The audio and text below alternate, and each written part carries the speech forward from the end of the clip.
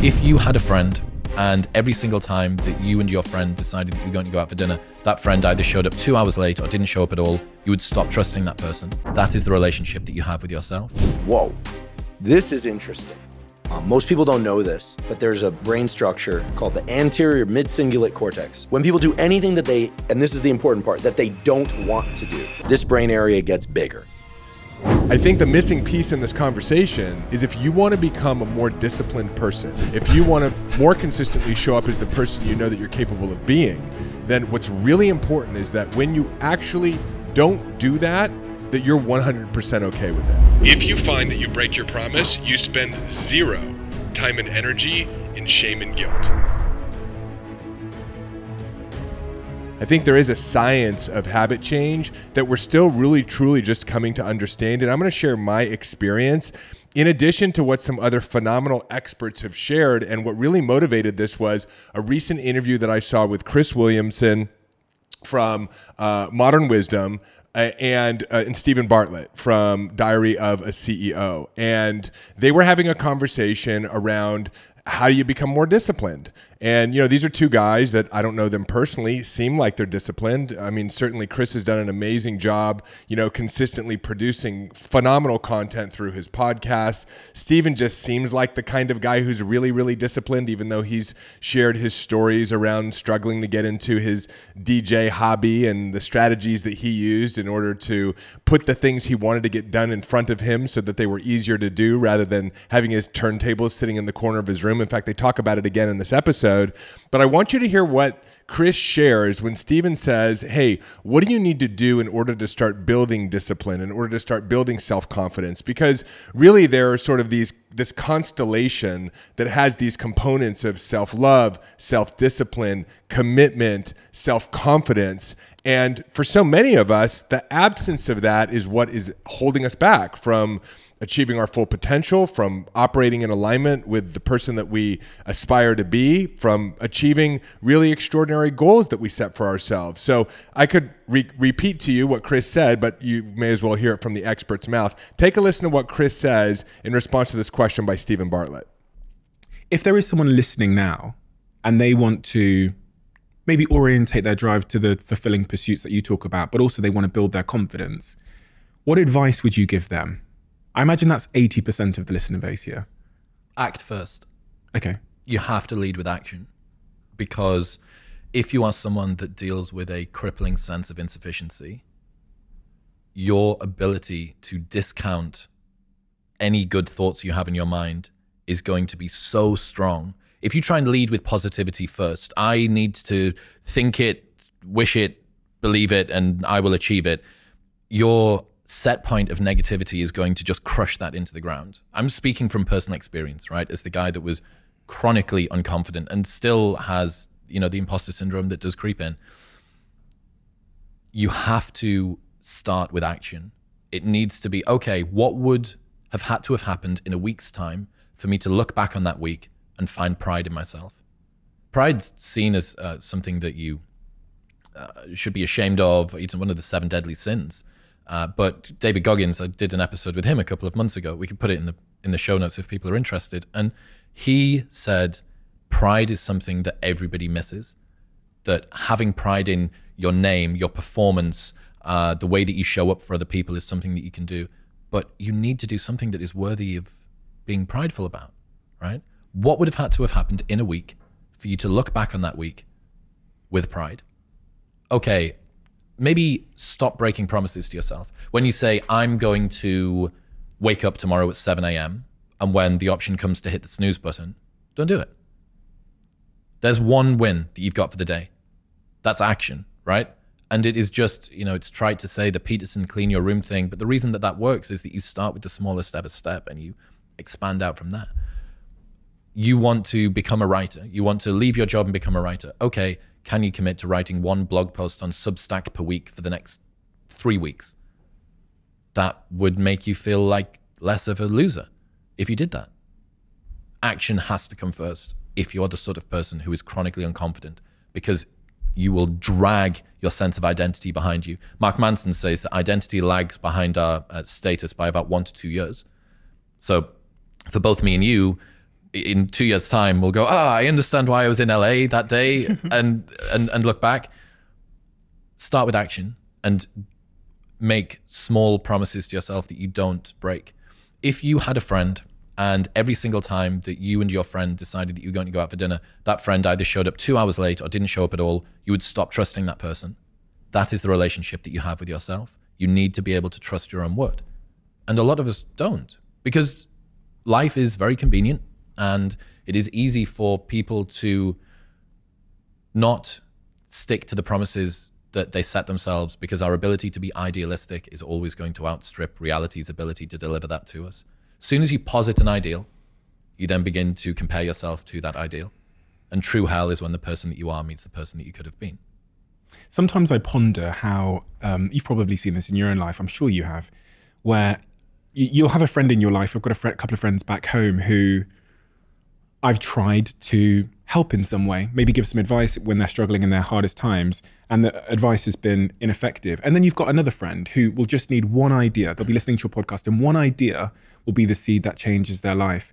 I often think that I overestimate the power of words, because everything you've said there makes perfect sense. Mm-hmm. But we both know that 95%, maybe more, of people that have just received that, it will not convert into any kind of behavior. Habits are hard to break, man. And the habit of not doing things is unbelievably difficult to get past. So I love the metaphor that Chris used here, this idea of if you had a friend who was going to meet you for dinner and time after time after time they were an hour late, right? You would lose trust with them because they're breaking their promise with you, and that we've lost trust with ourselves. That's why we don't have self-confidence. That's why we don't have self-esteem. That's why we don't have self-love and self-appreciation or discipline, because we build a momentum almost anticipating the next time that we're going to break a promise with ourselves. We say that we're going to do things, whether it's, cold plunge every day or get in the sauna, or like I said, consistently apply effort to the things that we're passionate about, and we don't do that. And so we break these promises and we fall out of trust with ourselves. And I am in agreement with Chris that the way forward is through action, right? That action creates undeniable proof that you're willing to do the things that you said that you would do. And so as you build that foundation of proof for yourself, then you become a confident person. But what I would also say is, and Chris speaks to this, right? You can't lead with positivity, especially if you have this crippling self-criticism that's going on, this mental dialogue. You can't just immediately move to positive attitude and feeling fantastic about yourself. But what I would say is there's another nuance there that is critical if you want to create change, and that is not being positive but letting go of the negativity. Right? We have to learn how to let go of the negativity. Even in that interview, Stephen Bartlett follows up with, well, hey, the advice that you're giving right now is sound advice, but we know that only 20% of the people who hear it on this podcast will actually do it. They will actually set these micro goals and go achieve them. What about the other 80%? Why won't they do it? And Chris says, well, habits are hard to change, but they're hard to change because there is so much negativity around us and so much negative momentum that we have, as I mentioned before, begun to anticipate that we're going to break this promise to ourselves. And so then ultimately that becomes our reality. Now, let me explain what I mean here through a story. You may know that part of my history was in addiction, drug addiction, alcohol addiction, pornography addiction, sex addiction, pretty much whatever I could get my hands on in order to check out of the rising emotional discomforts inside of me, I was using in order to not have to deal with the pain, right? The pain of what? Pain of childhood trauma, pain of unresolved limiting beliefs, pain of unresolved emotional misunderstandings that had built up throughout my teens, into my 20s, into my 30s, and that culminated when I finally hit my bottom and started working a recovery program. And so when I got into a recovery program, there were promises that I made to myself. And those promises were made in tandem with my therapist, in tandem with my sponsor. And those promises look something like this. And we call it your bottom line in recovery. I'm not going to violate my bottom line, meaning I'm not going to smoke cigarettes. I'm not going to drink alcohol. I'm not going to have sex outside of a committed relationship. I'm not going to engage in self-sex or watching pornography. And I'm not going to smoke marijuana, because those were the things that I was addicted to. And so that was my commitment. Those were the promises that I made to myself. And I ended up early on in my recovery, and not really just early on, but for quite a while, probably up until 18 months into my recovery, breaking my promise to myself. And so what did that look like? That meant I would come up with this plan. This was my recovery plan. 2 days later, I find myself drinking alcohol or smoking pot, or I'm online looking at pornography again. And so in recovery, when you achieve a certain level of sobriety, say 90 days, 6 months, 9 months, 1 year, 5 years, 10 years, you pick up what's called a sobriety medallion. You get a chip. It's to celebrate the fact that you've held this promise to yourself. And so I was in 12-step meetings with people who were having 1-year anniversaries, 3-year anniversaries, 17-year anniversaries, 30-year anniversaries. But there's another chip, and it's called a white chip. It's a 24-hour chip. And that's for people who break their promise to themselves. And so I sort of became known as White Chip Dave. I went to a meeting 2 or 3 times a week. There was about a 90% chance at any meeting I was picking up the white chip to reaffirm my promise to myself and to get back into my recovery plan to do those things that I committed to doing, which in recovery was really not doing things, right? It was not doing those things that I shared with you. And I just found it was almost impossible to keep the promise to myself. So one day my sponsor said, look, here's what we're going to do. You're going to keep working your plan.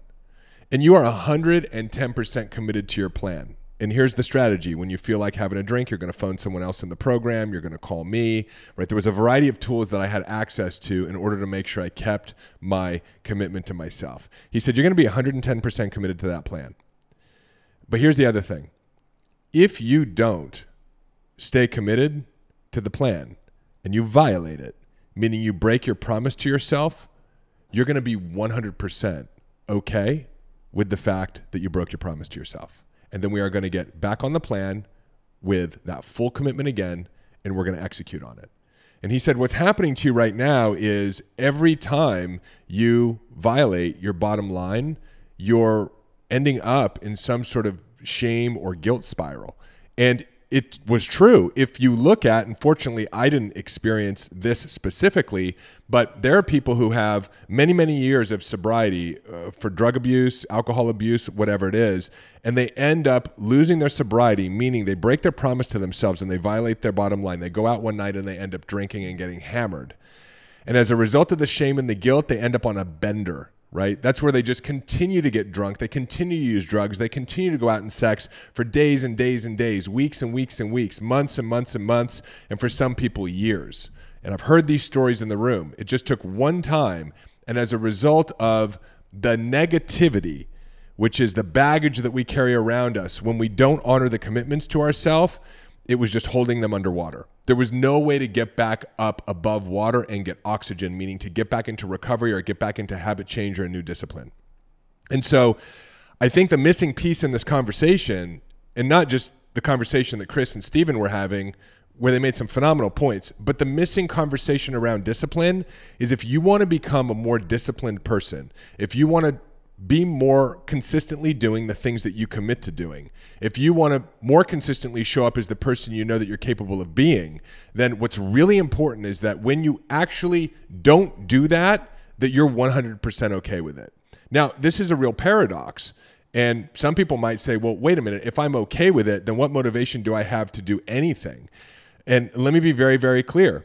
You are 110% committed to whatever it is that you're doing, waking up 5 days a week and meditating, changing your health habits, going to the gym and having a rigorous workout 4 days a week, putting in a consistent 5 hours a day into your business if you're someone who's been procrastinating for a while. And we're going to talk a little bit here in a moment about how to set yourself up for some of these wins. You're 110% committed to that. But at the same time, if you find that you break your promise, you spend 0 time and energy in shame and guilt. Because that shame and guilt builds up a negative momentum where you are more likely to break your promise to yourself the next time. That shame and guilt becomes weight bags around you that weigh you down and prevent you from creating the type of change that you're wanting to create. I work with entrepreneurs and I coach entrepreneurs. And oftentimes I have an entrepreneur who comes to me, they're stressed out with their business and they say, look, I'm stressed, I'm procrastinating, I'm not doing the things that I know I should be doing. Now my business is in a more difficult place. Perhaps I'm in some level of financial insecurity. And so my answer to them is don't do the work. Don't do the work. No one told you had to do this business. No one told you you had to be an entrepreneur. No one else is looking at you. You're the only one, so don't do it. Stop putting the pressure on yourself to take this behavior or to engage in this behavior or take the action, because the pressure itself is what's crippling you. It's the same thing with changing the way that you eat. Don't eat differently. Don't go to the gym. Don't wake up and cold plunge. And what's so fascinating is that as soon as we give permission or help entrepreneurs give permission to themselves to not actually take the action in their business, maybe for a day, 2 days, couple days, a week, 2 weeks tops, they don't take the action, there's no more pressure and shame and guilt. And so they end up flipping into some sort of inspired productivity. Because you almost get bored with the fact that you're not doing something because you truly do want to do it. But what's keeping you stuck in the middle, the Chinese finger trap, is the fact that you believe you have to do it and that you've broken the promise to yourself before, and all of the anxiety and guilt and shame that is included around it. In Denver, they did an experiment in 2021 and 2022. In fact, I still believe it's going on, where they gave 800 people who were homeless anywhere from $50 to $1,000. And what they discovered was, and a lot of people would say, well, you can't just give money to homeless people because they're just going to use that on drugs or on alcohol or on something else. Well, what ended up happening was it cleaned up the homeless problem in Denver. And the reason for that is now people could actually support themselves. They were no longer living in extreme fight or flight for fear of not being able to have a home or shelter, which is a basic human need. The basic human need was met, and it was taken care of regardless of whether they worked or they didn't. And what ended up happening was, because they were no longer living in a primal state, a consistent state of suffering and fear, because their basic needs were met, they became inspired to actually take the next course of action, which is to get a job and start earning for themselves and to start taking courses and educating themselves. Alan Watts talked about this, one of the great spiritual teachers in the 40s, 50s, 60s, 70s. And Alan, I listened to a video of his the other day where he said, hey, at some point, the technology is actually going to take over and it's going to replace the jobs of people, and we're going to have to pay people to stay at home. And this is this idea of universal income. And he said, number one, people are so offended by this idea because we've become so indoctrinated into this concept that we have to actually work hard just to survive. He said, really, why shouldn't our basic needs just be taken care of without us having to do anything? If you want to have an extraordinary life, then perhaps you need to go above and beyond, right? You have to do something extra, create value into society. He said, but the other practical point is that if you've got technology replacing all of these jobs and you don't actually pay people whose jobs have been taken to do nothing, then who's actually going to buy all the products that the technology is now building? So there's a practical element to it. But I think the really important distinction here is that we need to take a look at what's truly creating the resistance around our habit change. What's truly creating us from being disciplined. And what I would suggest is it's not so much taking the action, it's the shame and the guilt around not taking the action. And if we can remove the resistance, then there's nothing that's holding us down anymore, right? And so what are the things that we do? Again, the game plan is you set some goals, you choose to do some things, you create some changes in your habits, and you 110% commit to it. Just like 110% I committed to not drinking, not smoking. Maybe you're 110% committed to meditating every day, 110% committed to taking more consistent action in your business, 110% committed to changing your dietary behaviors. You're committed to it. You go towards it, and then if for whatever reason you break your promise to yourself, you are 100% okay with breaking your promise to yourself, because the last thing you want to do is insert that resistance, that negativity. We're not talking about putting positivity into the mix. We're talking about not adding in more negativity, because the negativity is the thing that becomes suffocating. It builds momentum. It deepens your lack of self-esteem, your lack of self-confidence, this perception of yourself that you have no discipline. That's the energy that starts to permeate your entire life. And so if we can remove that, then what we find is that over time, you kind of become tired of breaking promises to yourself, and you actually end up fulfilling on those behavioral changes. So what are the changes that we should make? There was another great episode that came out recently. It was an interview with Andrew Huberman and David Goggins. And Andrew Huberman, you're going to see, was so excited to share this information with David Goggins, because David Goggins has talked about, hey, when you really push yourself physically, you develop a mental resiliency. You develop a level of kind of like hashtag beast mode, whatever your next level is, and that this is very, very important. And I found this to be true in my own life. It's why I put myself in the position, or I've started to even more so recently, to do uncomfortable things. Right? I train hard 4 days a week. I get into the sauna at extreme temperatures because it's uncomfortable and I don't want to be there. I do the cold plunge every morning. And as I've started getting more acclimated to my cold plunge, I actually drop the temperature down below where it is. And by the way, I didn't start trying to do all these things at once. I set some goals for myself that were achievable. But Andrew Huberman talks about the neurophysiology of this resiliency, of this self-confidence, about how it's almost like a muscle that we can build more toughness into ourselves. And so I want you to hear this because it speaks to the rest of this discipline recipe. I'm going to share a little neuroscience tidbit. Love it. But I think it's one that you'll appreciate. Most people don't know this, but there's a brain structure called the anterior mid-cingulate cortex. As we pointed out before, that's a noun, it's a name, it doesn't mean anything. We could call it the cookie monster. Right.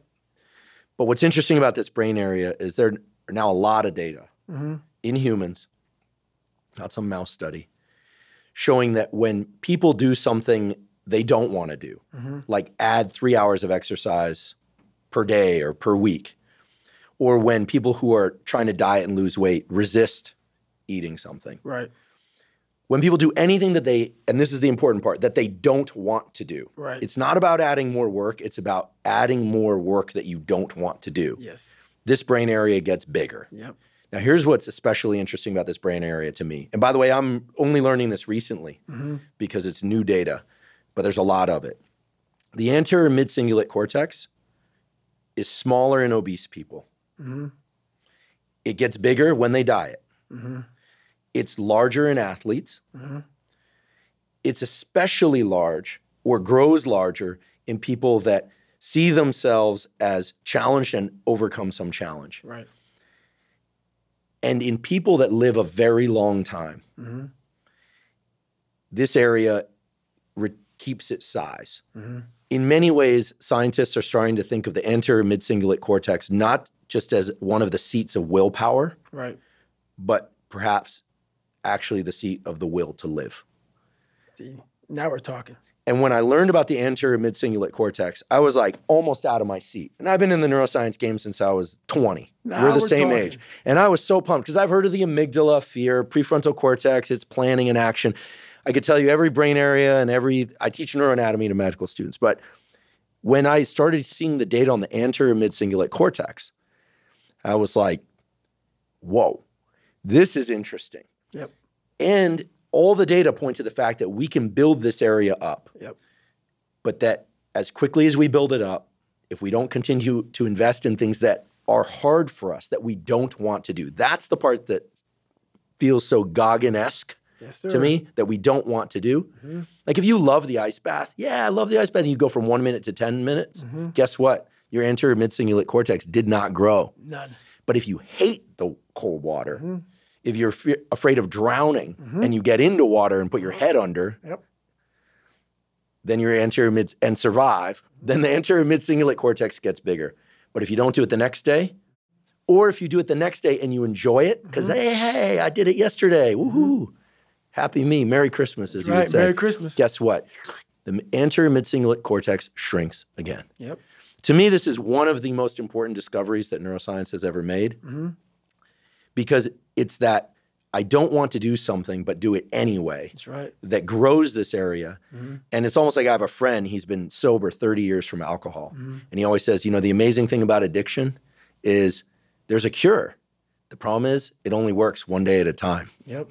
Right. So now we've got this thing, this anterior mid-singular cortex, this part of our brain. We've always had it. It's what I love about Andrew Huberman is he helps us understand the neurophysiology that justifies a lot of the concept and philosophy that we come to understand to be true, right? Goggins is concept and philosophy, and Andrew Huberman, right, is able to back it up with science. And so if you combine everything that we're talking about, what Chris Williamson said in terms of start making promises to yourself and keeping them, what Andrew Huberman is talking about in terms of being able to build resiliency by coming up with things and intentionally putting yourselves in circumstances or situations that you don't want to be in, and you combine that with what I'm saying, which is be 100% committed to whatever the habit change is, the goal or the outcome, but also if it doesn't occur, spend 0 time shaming and guilting yourself and get back onto your plan and 110% commit to it the next time. You've got sort of a formula, and that formula is come up with a list of things that you want to do, but you kind of don't want to do. Like, I liked the idea of cold plunging. It was anti-inflammatory, help with my sleep, increases human growth hormone, gives me dopamine hits, but I don't like doing it. And so pick something like that. But make it easy, right? It's not cold plunging every single day for 10 minutes at 39-degree temperatures. It's cold plunging 3 days a week for 3 minutes, at 49 degrees, something manageable. It's not meditating every single day for the rest of your life. It's deciding to meditate for 5 minutes a day, 5 days during the week, Monday through Friday, using something on your app, right? And again, it's really important to just set yourself up for these small daily micro wins. In recovery, we refer to it as one day at a time. We don't say we're not going to drink for the rest of our lives. That seems insurmountable, especially if you're just coming out of being an active alcoholic, right? We say, just for today, I'm not going to drink. And so maybe it's exercising. You're going to exercise 4 days a week. For 15 minutes, you're going to go to the gym, because you want to choose something that makes you uncomfortable, that you don't want to do, but that you do want to do, right? And you go and do that thing. So what happens? Your anterior mid-cingular cortex starts to grow. You start to build neurophysiologically more resiliency and toughness inside of you. You put together a string of promises that you've kept to yourself, as Chris Williamson talked about. And then what I'm suggesting is you release the negativity when it shows up. If for whatever reason you don't do it, no problem. Apply what my sponsor taught me to apply. Take a look at the thinking that preceded you breaking your promise to yourself, because that's just the logic that your mind has used to keep you in the status quo. Your brain likes the way that it is. And so it's going to develop a form of thinking and convincing and stories that's designed for you to remain the person that you've been, but you want to expand. And so it's important to start to develop a relationship with the way that you think. So when you break your promise to yourself, take a look at what the thinking process was, recalibrate that thinking so that next time it doesn't catch you, and give yourself permission in that moment. No shame, no guilt, then recommit to your program, right? That is the formula for unbreakable discipline, and I'm sticking with it. And what's really important to understand is that if you don't have this back end piece, I said I was going to do something and I didn't do it. And if you don't give yourself some grace, if you don't make it okay, if you don't say, you know what, this isn't who I want to be, it's not who I'm going to be long term, but I'm not going to shame and I'm not going to guilt myself, because I understand that that is just putting more weight around my weight belt and keeping me underwater. I'm going to learn from the experience, and now I'm going to recommit 100% to get back in that cold plunge tomorrow morning, to do my meditation, to consistently apply action and activity towards my business, and also realizing you don't have to do it. No one told you have to do it. No one's watching you. No one's spying at you through your phone. Well, that's not true. But nobody's looking at you through your phone, checking to see if you're doing this new behavior that you promised yourself that you would do. So it's just you. And you don't have to do these things, but you want to do these things. So do these things. Set yourself up for success.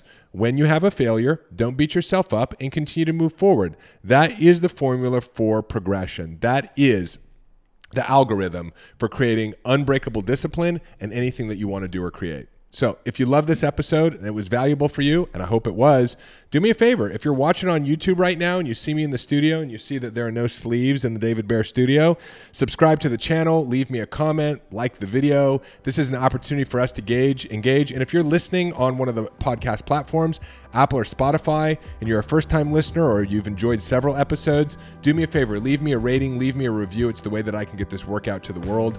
And I'm excited for you, because this 2 millimeter distinction of just having a little bit of grace for yourself is going to yield a multiple and exponential return on your discipline, your self-confidence, your self-love, and your self-esteem. I'll see you in the next episode. Hey, it's David. Hop on over to davidbear.com. Click right here. There's also a link in the show notes, and sign up for our newsletter. You'll get immediate access to my free Mind Hack ebook, as well as a couple of trainings to help you master the inner game. This is a great way to stay informed and be a part of our community and be notified of special announcements. Click below, head on over to the website, get subscribed. If you loved this video, make sure you check out this one or this one, and I will see you in the next video.